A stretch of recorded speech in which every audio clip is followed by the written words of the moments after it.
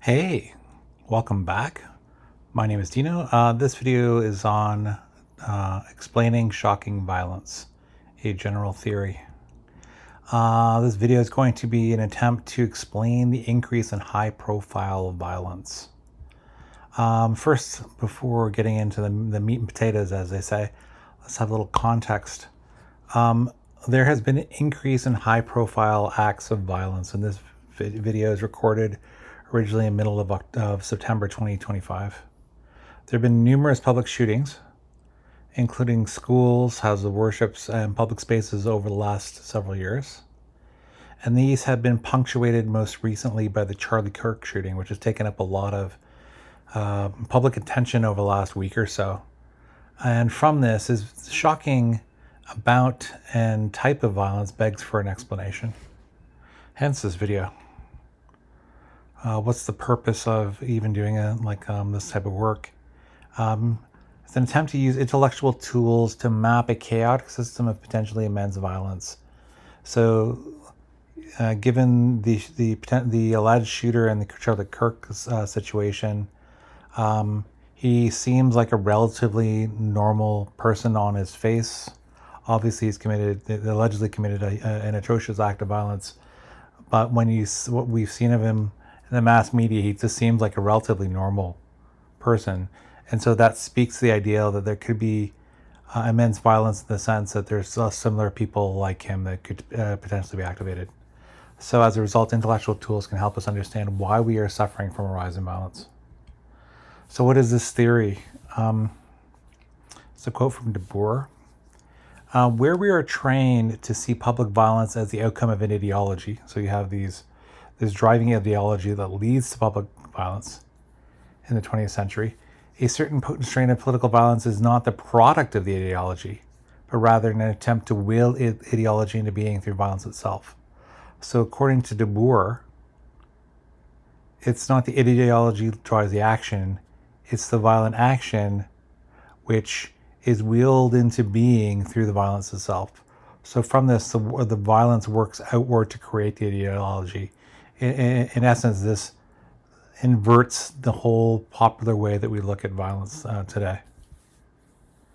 One of the things that, especially in the Tyler Robinson, Charlie Kirk situation, something that's had a lot of attention is the use of symbolism. Here's more from De Boer. Violent actors suffer deep purposelessness and that seeks to will meaning into being through their actions. This is part of why so many of them engage in acts of abstruse symbolism and wrap their politically incoherent violence in areas of iconography. So basically, if you take this De Boer at his word, the actions accompanying symbols create violent actors' meanings. So it's like on the back end, after we see the violent act, and we see the symbolism, people who are like FBI agents and the general public are trying to intuit meaning from this violence and the symbolism involved in it. Hence, this leaves this question I'd like to leave you right now. Complicity. So, I'm a member of the general public. You're watching this video. I'm sure you probably know something about Tyler Robinson and the Charlie Kirk shooting. And I'm including myself in this, so I'm not trying to point fingers or anything. By searching for details of this act of violence and others, speculating on the motives of the violent actor, and sharing these various theories online or with our friends or family, etc., are we complicit in this violent actor meaning making?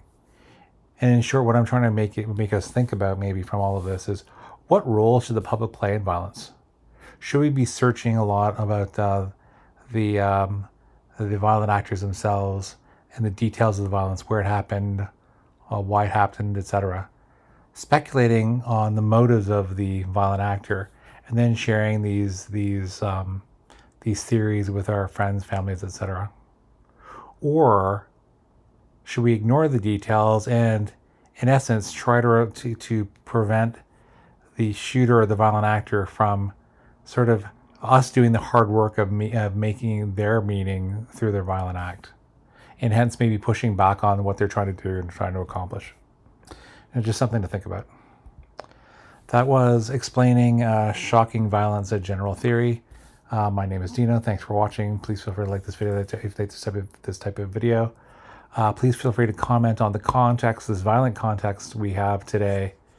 The theory that Du Bois shares, the use of symbolism in violent acts, which again, not just the Tyler Robinson one, but you've seen recently there have been carvings on bullet casings and things like that, and it's sort of giving, like clues to the public to help maybe potentially find out what the meaning of this all is and what role are we complicit at all when we, even myself in this act of creating this video that I'm sharing with you, am I complicit? Are we complicit in meaning making for these violent actors? Regardless, thanks for watching, and thanks. Have a great day.